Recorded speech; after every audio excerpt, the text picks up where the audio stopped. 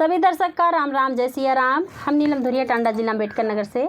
सभी दर्शक का राम राम प्रणाम। हम मंजू वर्मा, जिला अम्बेडकर नगर, टांडा से स्वागत बा मंजू नीलम का संघर्ष 142 के चैनल पे। तो भैया, एक दारूबाज मर्दे के ऊपर गीत लेके आई। मेहरारू अपने मर्दे के कैसे बुराई करत बा।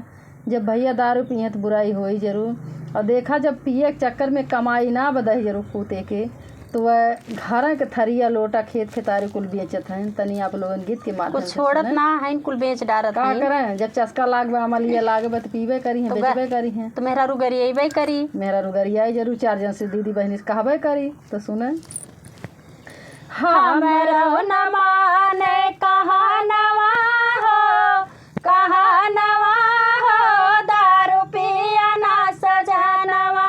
हमरो न माने कहानवा हो, कहानवा हो, दारू पिया ना सजनवा। हमरो न माने कहानवा हो, कहानवा हो, दारू पिया ना सजनवा।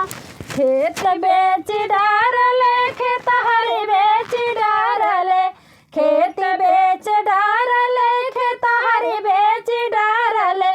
आरे पारती पे धैले बा धियानवा हो, धियानवा हो, दारू पिया ना सजनवा। पारती पे धैले बा धियानवा हो, धियानवा हो, दारू पिया ना सजनवा। हमरो न माने कहानवा हो, कहानवा हो, दारू पिया ना सजनवा। हमरो न माने कहानवा हो, कहानवा हो, दारू पिया ना सजनवा। घर बेच डारले, दुआर बेच डारले, घर बेच डारले, दुआर बेच डारले। बरदाउरी पे धैले बा धियानवा हो, धियानवा हो, दारू पिया ना सजनवा। बरदाउरी पे धैले बा धियानवा हो, धियानवा हो, दारू पिया ना सजनवा। हमरो न माने कहानवा हो, कहानवा हो, दारू पिया ना सजनवा।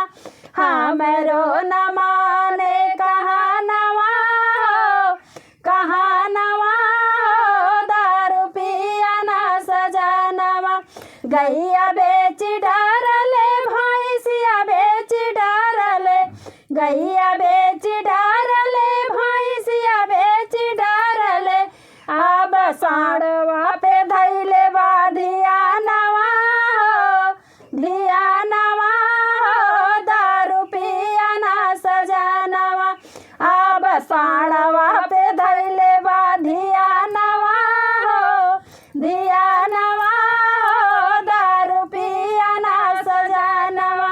तो भैया लोग पाड़वा में और साड़वा में दोनों पैसा पैबे करी।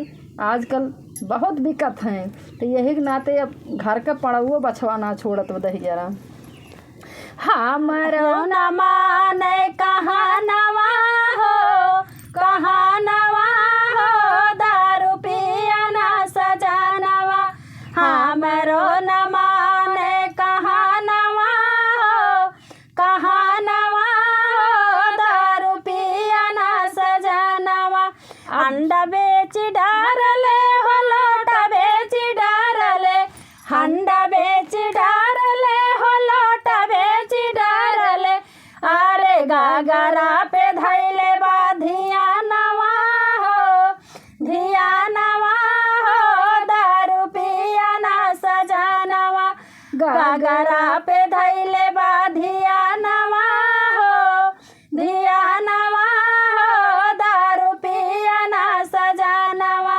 हमरो न माने कहानवा हो, कहानवा हो, दारू पिया ना सजनवा।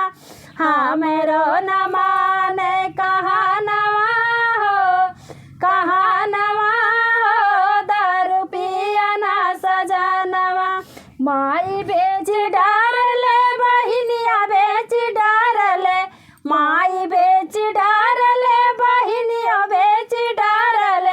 अब सुना के बचल जब घर में दहजरा कुल वरवाए दी पी पिए के चक्कर में पूरा घर एकदम बेच डारे। अब सुना के का एकदम लास्ट में के का बेचत बा।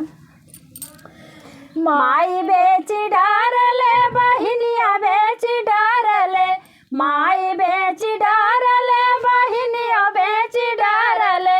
अरे हमारा पे धैले बा धिया नवा हो, धिया नवा हो, दारू पिया ना सजनवा। हमारा पे धैले बा धिया नवा हो, धिया नवा हो, दारू पिया ना सजनवा।